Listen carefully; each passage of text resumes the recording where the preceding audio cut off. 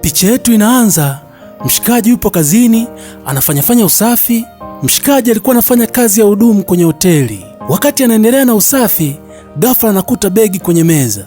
Ile kuangalia yaliomo ndani, anakuta kuna pesa nyingi sana kwenye begi. Ghafla pale pale tunamuona mke wake ameingia. Anaonekana kulalamika sana. Mme wangu, umekuja kazini na hujaniachia pesa yoyote, na unajua kodi ya pango inakaribia kuisha. Mshikaji akasema usijali mke wangu, tutaklia, saizi hali haiko poa. Ngoja niongee na bosi wangu anipe hata advance, baadaye nitakuja kumalizana na hilo swala. Basi mke wa jamaa alivyoondoka, meneja naye akaja. Basi mshikaji akawa naomba ruhusa kwa meneja. Bosi wangu, naomba unipe ruhusa leo niwahi kuondoka, maana nyumbani kuna shida. Bosi akasema usijali, ila ni kwa leo tu, usizoe. Meneja kucheki hivi kwenye meza anaona begi, ikabidi aulize, na hili begi ni la nini? Mshikaji ikabidi amuelezee kwamba wakati nafanya usafi nimelikuta hapa mezani na liko na pesa nyingi sana, itabidi ulitunze ili tumsubirie muhusika aje alichukue. Meneja akasema fresh, ndalifuatilia hilo. Basi mshikaji alimkabidhi begi la pesa meneja wake. Meneja alivyoondoka nalo, meneja anaonekana kuingiwa na tamaa na hizo pesa. Mshikaji yule mhudumu anaitwa Daniel, meneja anaitwa Lucy, na mke wa jamaa anaitwa Pendo. Mida fulani ya jioni tunamuona mzee mmoja anaingia. Anamkuta meneja pale, anaanza kumuuliza, binti yangu, leo asubuhi nilikuwa nakunywa chai. Kwa bahati mbaya niliacha begi langu kwenye meza, na hisi ni hapa. Sijui umeliona hapo? Binti akaanza kujing'ata-ng'ata pale, akasema mimi sijaliona. Ikabidi mzee aulize, ina maana nyie hamna utaratibu wa kuwatunzia wateja wakisahau vitu vyao? Meneja akajitetea pale kwamba mimi sikuwepo na wahudumu sijawauliza, ngoja nikaangalie store. Basi meneja alienda store, ile kurudi akarudi na begi. Mzee anaangalia kwenye begi, anakuta hamna pesa. Mzee ikabidi aulize, kwenye begi kulikuwa na pesa, pesa ziko wapi? Binti akajibu, mimi sijui chochote, mimi hilo begi nimelikuta kule store. Basi mzee akasema kesho asubuhi nakuja nikute maelezo yaliyokamilika kuhusu pesa zangu zimeenda wapi. Tunarudi huku upande wa pili, tunamkuta Daniel tena yuko kufanya kazi. Aliomba ruhusa kule kazini kwake ili kidogo apate nafasi ya kufanya na kazi nyingine, maana mambo yanayomkabili ni mengi, jamaa ana shida na pesa. Huku naye mke wake anafika nyumbani, anakuta mama mwenye nyumba amefunga mlango, anataka kodi yake, amuelewi mtu yoyote. Mke wa jamaa akaenda kazini kwa mshikaji moja kwa moja, akaenda kumtafuta. Wakati huo tunajua jamaa ameshatoka muda mrefu sana. Mke wa jamaa pale kazini alimkuta meneja, walisalimiana pale.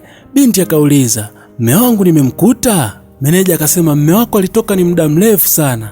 Ile mke wa jamaa anataka kutoka, meneja akaanza kumuingia, akamwambia, unajua wewe ni mwanamke mzuri, ila unateseka bure tu kutokana huko na mtu ambaye sio sahihi. Mke wa jamaa ikabidi aulize, kwa nini unasema hivyo?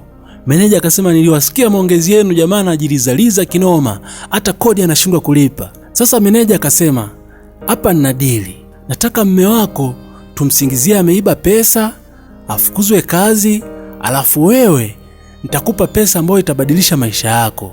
Je, upo tayari? Binti akafikiria kidogo na kiangalia hali ya maisha, ikabidi amwambie meneja, nitafikiria zaidi kuhusu hilo. Kisha binti akaondoka. Basi jamaa anatoka zake kazini, anafika nyumbani, anamkuta mke wake yuko nje. Jamaa ikabidi aulize, we, nini huko hapa? Binti akamwambia mshikaji, kwani umelipa kodi? Mshikaji akasema, si nilikwambia nikija jioni nda clear.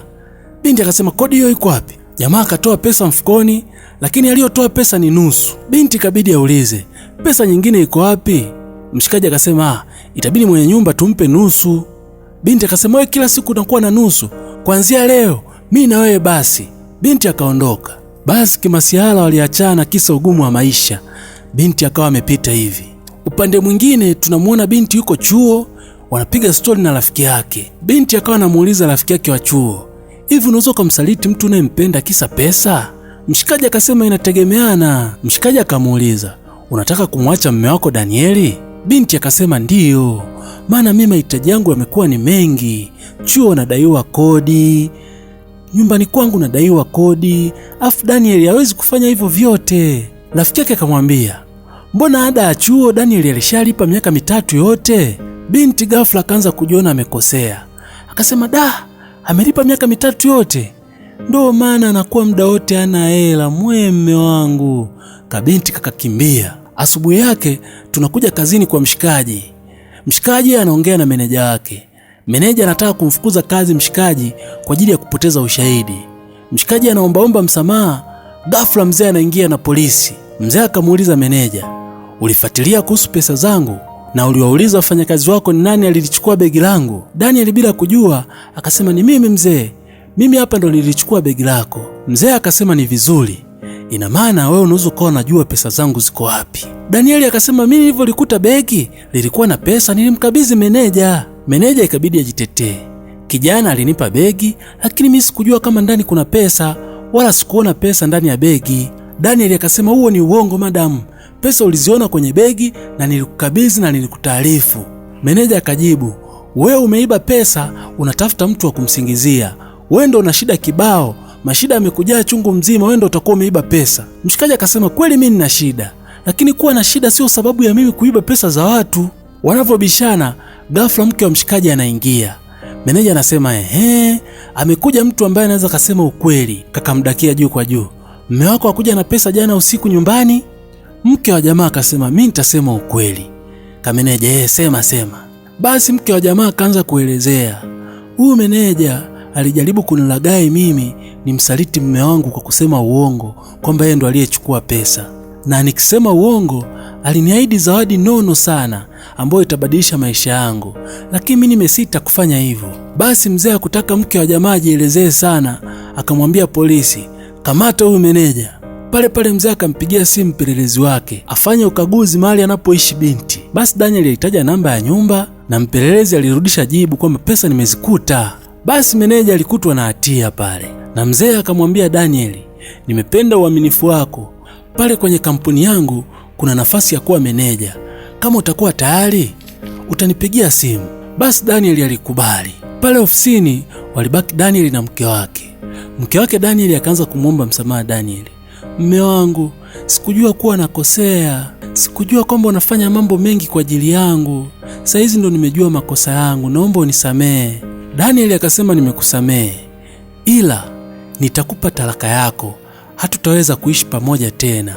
Daniel anaonekana kupoteza imani kwa mke wake, na stori yetu inaishia hapa. Stori yetu inatufunza tuwe waaminifu sana kwenye maisha. Basi usisahau kusubscribe, kulike na kucomment, hakikisha una turn on notification ili wa kwanza kupata recap kali kama hizi. Na msimuliaji wako naitwa Baba TZ.